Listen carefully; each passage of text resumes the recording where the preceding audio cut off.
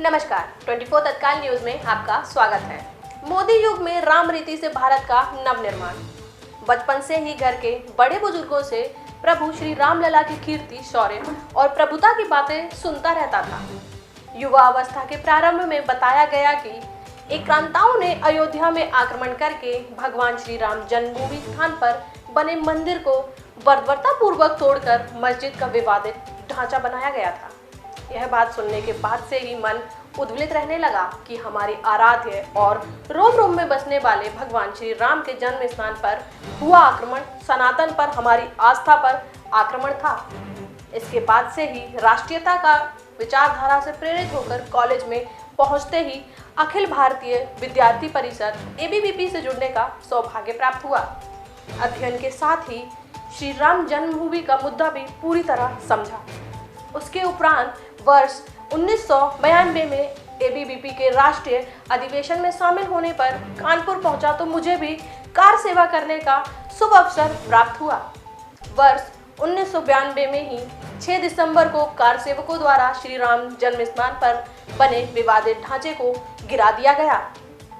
उन दिनों राम मंदिर आंदोलन का नेतृत्व कर रहे नेताओं को यह सलाह दी जाती थी कि भारत एक धर्मनिरपेक्ष राष्ट्र है, जहां ऐसे सांप्रदायिक व अनावश्यक मुद्दों का कोई स्थान नहीं।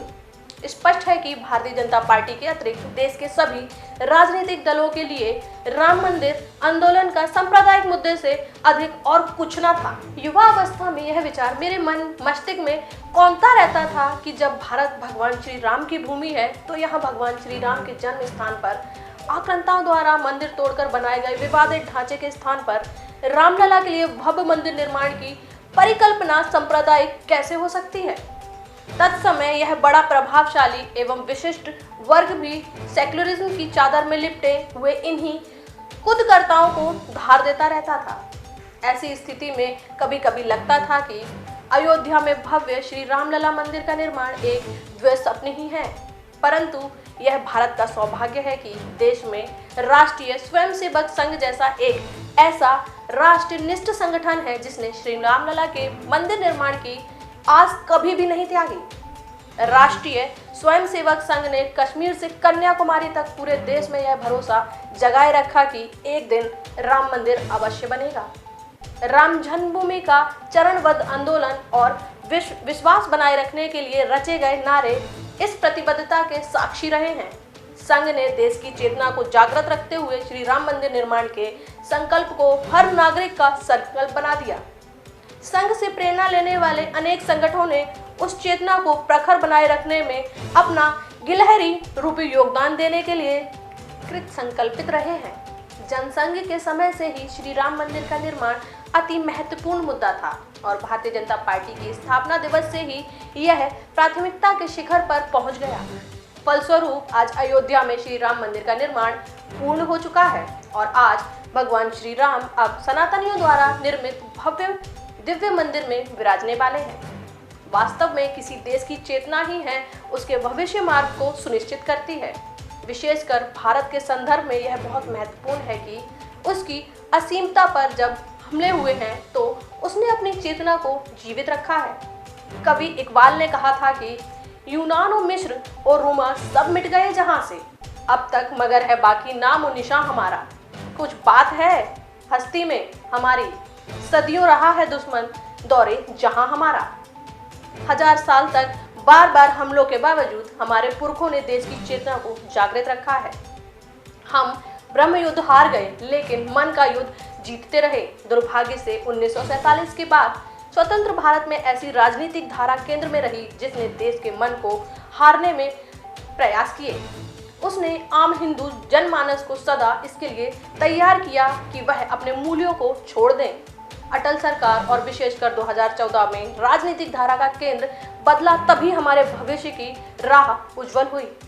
विश्व में भारत अपनी प्राचीन सनातन पहचान के साथ नए सिरे से उभरने लगा और एक नया भारत आकार लेने लगा। 2014 से पहले अयोध्या में श्री राम मंदिर की वकालत करते हुए हम सब यह कल्पना भी नहीं कर पाते थे कि इसके बनने के समय भारत की स्थिति क्या होगी। यह मुद्दा हिंदू असीमता के प्रश्न से जुड़ा था। लेकिन अब मंदिर निर्मित होते होते यह स्पष्ट हो गया है कि यह केवल असीमता विषय ही नहीं है, यह भारत के भविष्य और भारत का पुनः विश्व गुरु बनने का विषय था। आज यह स्पष्ट दिखाई दे रहा है कि अयोध्या में सिर्फ राम मंदिर नहीं बन रहा है, इसके साथ साथ एक नया भारत भी बन रहा है जो विश्व का नेतृत्व करने के लिए संकल्पित है। यह नया भारत प्रधानमंत्री श्री नरेंद्र मोदी जी की अगुवाई में बहुलता, विविधता और समावेशिता का सम्मान करने वाला एकमात्र देश है। यह भारत अपनी पुरातन संस्कृति पहचान को आधुनिक क्लेवर में भी पोषित और सर्वाधिक करने की क्षमता रखता है। यह भारत अपनी धरोहर को वापस पाने के लिए सदियों तक प्रतीक्षा कर सकता है और अहिंसा के रास्ते पर चलकर उसे प्राप्त भी कर सकता है। यह नया भारत युद्ध एवं परमाणु बम के उपयोग के बिना ही अपनी विधि व्यवस्था के माध्यम से सबसे पुरानी समस्याओं को सुलझाने की क्षमता रखता है। उसे कोई बाहरी दखल बर्दाश्त नहीं है। यह नया भारत स्वदेशी चंद्रयान का सफल परीक्षण कर सकता है तो यह अपने आराध्य श्री राम की जन्मभूमि पर भव्य राम मंदिर का पुनः निर्माण कर सदियों की बर्बर गुलामी के चिन्ह को भी मिटा सकता है। प्रश्न यह है कि भारत सदियों से दिव्य शक्तियों और असीम क्षमताओं वाला देश रहा है, तो फिर इसकी अपनी महिमा गरिमा क्या धूमिल हो गई थी? इसका एक ही उत्तर है, देश की चैतन्यता पर प्रहार। देश की चेतना ऐसी बना दी गई थी कि राम मंदिर की बात करना सांप्रदायिक और मुस्लिम तुष्टीकरण करना सेक्युलरिज्म था। भारत का गौरव महिमागान बिछड़ापन था और विदोषों का गुणगान करना बुद्धिजीवी थी। अपने संविधान पर अविश्वास करते हुए अपने ही मुद्दों को संयुक्त राष्ट्र के विदेशी मध्यस्थता से हल कराने की कोशिश की जाती थी। इन सब बातों पर राष्ट्रवादियों के अलावा शेष समाज मौन ही रहता था, क्योंकि हमारी चेतना का स्तर इतना गिर गया था कि हम इन सब मुद्दों के प्रति उदासीन रहने के अभ्यस्त हो गए थे। प्रधानमंत्री श्री नरेंद्र मोदी जी के नेतृत्व में आज भारत के लोगों में राष्ट्रबोध के साथ सनातन के प्रति सकारात्मक बदलाव आया है। हमारी स्वचेतना पर स्तर शिखर की ओर अग्रसर है। भाजपा सहित अनेक राष्ट्रवादी संगठनों के प्रयास से राष्ट्रीयता का स्वर्ग जागरण हुआ है। भारतीय जनमानस अपनी आध्यात्मिक, सांस्कृतिक, ऐतिहासिक धरोहरों, अपने मूल्यों एवं अपनी मान्यताओं के प्रति इतना अधिक जगत हो गया है कि अपने मुद्दों को लटकाने के लिए अब अदालतें भी नहीं तैयार हैं। निस्संदेह भारत की चैतन्य का केंद्र बिंदु प्रधानमंत्री श्री मोदी का नेतृत्व काल है। साल 2014 में प्रधानमंत्री बनने के बाद श्री नरेंद्र मोदी जी ने देश की जनता में जो विश्वास जगाया है वह अतुलनीय, अकथनीय है। उनके नेतृत्व में भारत की क्षमता, शक्ति, छवि और नियति सब कुछ परिवर्तित हुई है। जब नेतृत्व स्वयं अपने आरक्षण से देश की संस्कृति, अध्यात्म, मूल्यों, परंपराओं और धरोहरों के प्रति अगम प्रेम, प्रतिबद्धता प्रदर्शित करता है तो जनता की चेतना का जागरण होना स्वाभाविक है। डरा हुआ और तुष्टीकरण से शासन चलाने वाला अक्षम्य नेतृत्व देश की चेतना को कमजोर ही करता है। सबका साथ, सबका विश्वास का संकल्प लेकर मजबूत कदमों के साथ आगे बढ़ने वाला नेतृत्व राष्ट्र को परम वैभव की ओर उन्मुख करता है। यही राम की रीति है और यही देश की नीति है। आज जब विश्व भर में अशांति है, एक देश दूसरे देश के दमन कर रहा है, तब भारत ऐतिहासिक नवनिर्माण कर रहा है और संकल्पित, विकसित, अखंड भारत दिशा में आगे बढ़ रहा है। इसी तरह की और खबरों के लिए हमारे चैनल से जुड़े रहें। लाइक, शेयर, सब्सक्राइब करना ना भूलें।